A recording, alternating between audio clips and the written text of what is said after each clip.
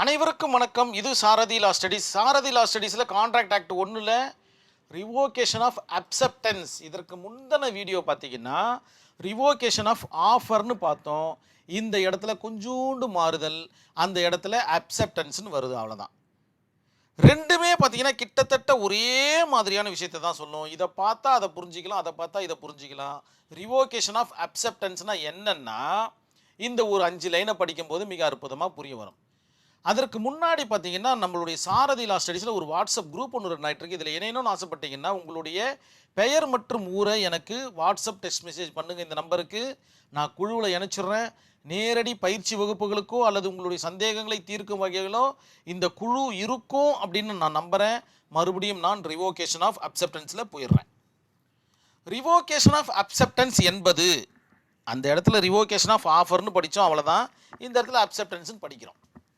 ஒருவரால் கொடுக்கப்பட்ட ஆஃபரை ஏ என்கின்ற நபர் பார்த்தீங்கன்னா ஒரு ஆஃபரை பிக்கு கொடுக்குறார். இதுதான் கான்செப்ட் இல்லையா?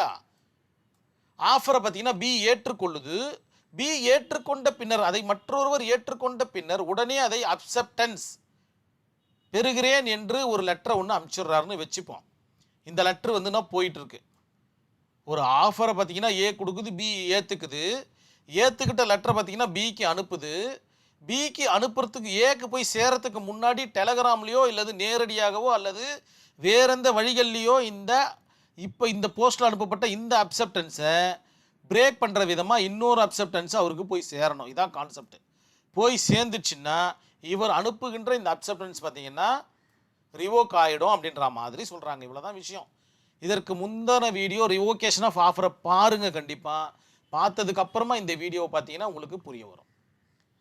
ஸோ கடிதத்தின் மறுபடியும் நான் ஃபுல்லாகவே படிக்கிறேன். ரிவோகேஷன் ஆஃப் அக்செப்டன்ஸ் என்பது ஒருவரால் கொடுக்கப்பட்ட ஆஃபரை அதை மற்றொருவர் ஏற்றுக்கொண்ட பிறகு உடனே அந்த அக்செப்டன்ஸை திரும்ப பெற்றுக்கொள்கிறேன் என டெலிகிராம் அல்லது கடிதத்தின் மூலம் தெரியப்படுத்த வேண்டும். அக்செப்டன்ஸ் ஆஃபரருக்கு தெரியும் முன் அதை எப்படியாவது நான் திரும்ப பெற்றுக்கொள்கிறேன் என்பதை தெரியப்படுத்தி விட வேண்டும். அதை தான் நானும் சொல்கிறேன். நீங்கள் ஏற்றுக்கிட்ட அந்த அக்செப்டன்ஸை நான் அதை ரிவோக் பண்ணிட்டேன்னு ஏதாவது ஒரு முறையில் நீங்கள் தெரிய வச்சுட்டிங்கன்னா அது அக்செப்டன்ஸு ரிவோக் ஆகிடும்ன்றது தான் கான்செப்ட். மறுபடியும் ஒரு இல்லுஸ்ட்ரேஷனுக்குள்ளே போகிறோம் பாருங்கள். உங்களுடைய ஆன்சர் ஷீட்டில் இல்லுஸ்ட்ரேஷன் இல்லாமல் உங்களுடைய பேப்பரை இன்விஜிலேட்டர்கிட்ட கொடுக்காதீங்க. அந்த மனநிலைமையோடு தான் நீங்கள் எக்ஸாம் ஹாலுக்குள்ளே போகணும். நான் இல்லுஸ்ட்ரேஷன் கண்டிப்பாக எழுதுவேன். கண்டிப்பாக ஒரு 15 கேஸ் ஸ்டடியாவது இந்த கான்ட்ராக்ட் ஆக்டில் எழுதிட்டு வருவேன். கண்டிப்பாக இந்த கான்செப்ட் கேட்டாங்கன்னா இந்த கான்செப்டோடு இணைச்சி எழுதுவேன். இந்த மாதிரி பலதரப்பட்ட ஆங்கிளில் உங்களுடைய மனசை ஒருநிலைப்படுத்திக்கிட்டு எக்ஸாம் ஹாலுக்குள்ளே போங்க. அரியர்ன்ற பேச்சுக்கே இடம் இல்லை. ஏன்னா நீங்கள் சாரதி லா ஸ்டடீஸோடு இணைஞ்சிருக்கீங்க. அரியர்ன்ற பேச்சுக்கு உங்களுக்கு இடம் இருக்காது அப்படின்ற நம்பிக்கையோடு நான் சொல்கிறேன். இல்லுஸ்ட்ரேஷனை படிக்கிறேன் பாருங்கள். ஏ என்பவர் பிக்கு ஒரு ஆஃபர் அனுப்புகிறார். இந்த செனாரியோ தான். பி அதை ஏற்றுக்கொள்கிறார். அக்செப்டன்ஸ் அனுப்புகிறார். இந்த அக்செப்டன்ஸ் அனுப்புகிறாரா? சரி. நான் அதை திரும்ப பெற்றுக்கொள்கிறேன் என்று கூறினால் அந்த அக்செப்டன்ஸ் திரும்ப பெறப்படுகிறது. எப்படி கூறணும்? மறுபடியும் இது ஒன்று அனுப்பிச்சிட்டாரு, ஏதோ ஒரு வகையில் நான் இதை திரும்ப பெற்றுக்கொள்கிறேன், எனக்கு உங்களுடைய ஆஃபர் வேண்டாம் அப்படின்னு அவருடைய அக்செப்டன்ஸை திரும்ப பெற்றுக்கொண்டாரே ஆனால் அந்த அக்செப்டன்ஸ் ரிவோக் ஆகிவிடும். இதை தான் இந்த இடத்துல ஒரு சின்னதாக ஒரு டயக்ராமில் சொல்லியிருக்கேன் பாருங்கள்.